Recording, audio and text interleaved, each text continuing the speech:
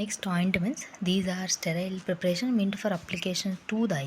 Drops వేస్తాం, ointment apply చేస్తాం. These are prepared very aseptic strict కండిషన్స్తో ప్రిపేర్ చేస్తాం.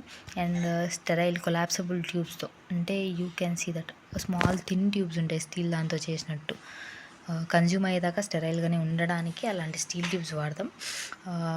ఈ మధ్య అప్లికేటర్స్ ఆర్ అవైలబుల్. ఒక అప్లికేషన్కి only limited amount of ointment వచ్చేది. ఫార్ములేషన్. ఆయింట్మెంట్ నాన్ ఇరిటెంట్ ఉండాలి, మన బాడీ టెంపరేచర్కి మెల్ట్ అయి ఉండాలి. For suppose if insert it in the eye, it should melt at the body temperature. అప్పుడు డ్రగ్ రిలీజ్ అయ్యేటట్టు ఉండాలి.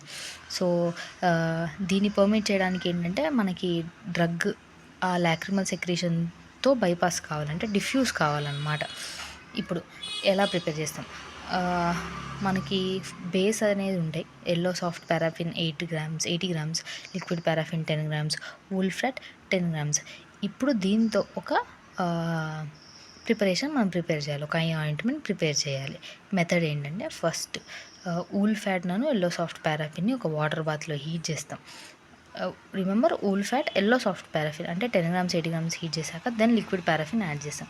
యాడ్ చేశాక ఫిల్టర్ పేపర్ ప్లేస్ చేసి it is placed in a heat fennel. దాని తర్వాత దాంట్లోంచి కోర్స్ ఫిల్టర్, అంటే పైనుంచి వస్తే కింద నుంచి పడుతుంది. తర్వాత దీన్ని మాత్రం eye ointments are sterilized under dry heat method only.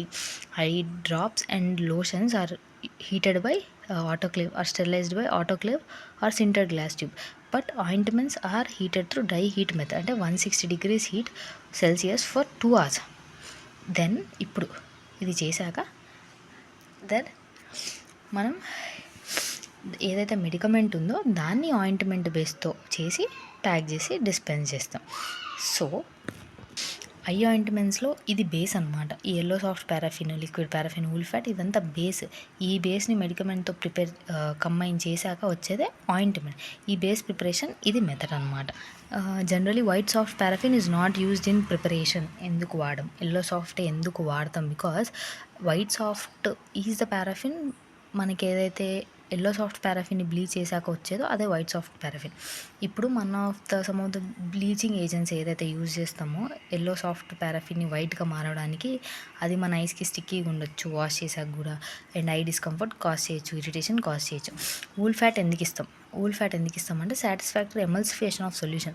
ఏదైతే ఎమల్సిఫికేషన్ అవుతుందో ఉన్న మెడికమెంట్ మన బేస్తో ఎమల్సిఫికేషన్ అయితేనే it is used for better absorption of active ingredients. Liquid paraffin is used why to reduce the viscosity of the base. ఈ మూడు దానికి ఒక్కొక్క రీజన్ ఉందన్నమాట.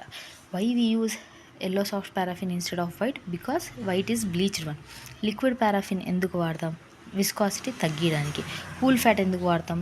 ఎమల్సిఫికేషన్ కోసం and better absorption of active ingredients కోసం we use wool fat.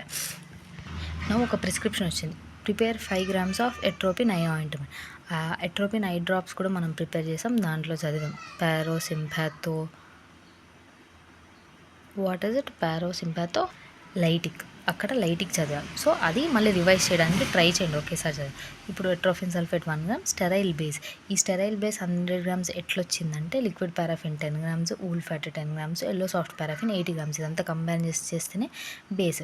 Base ఎలా prepare చేయాలో method మనం చూసాం. దాన్ని డ్రై హీట్ మెథడ్లో స్టెరిలైజ్ చేశాక క్లోజ్ చేస్తాం. ఇప్పుడు ఎట్రోఫిన్ సల్ఫేట్ని ఆ బేస్లో మిక్స్ చేసి ఇన్కార్పొరేట్ చేసి నీట్గా మనం ఏదైతే స్పాచులా మెథడ్లో ఆయింట్మెంట్ ప్రిపరేషన్ మెథడ్స్లో ఏదైనా ఒకటి చేసి then we have to transfer it to a neat container, close చేసి స్టెరిలైజ్ చేయాలి.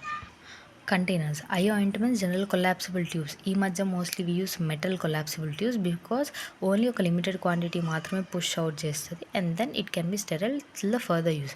ట్యూబ్ కెపాసిటీ 5 grams కన్నా ఎక్కువ ఉండవు. ఏవైతే యాంటీమైక్రోబియల్, ఈవెన్ మనం యాంటీమైక్రోబియల్ ఆయింట్మెంట్స్ చూసినా ఏదైతే ఉంటాయో అవి కూడా కొలాప్సిబుల్ ట్యూబ్స్లో ఉన్నాయి. ఓన్లీ లిమిటెడ్ వస్తుంది, మిగతాదంతా స్టెరైల్ మెయింటైన్ అయ్యేటట్టు చూస్తారు. Labelling. Sterile and containers should not be open. General labelling చేస్తాం. Storage cool dry place.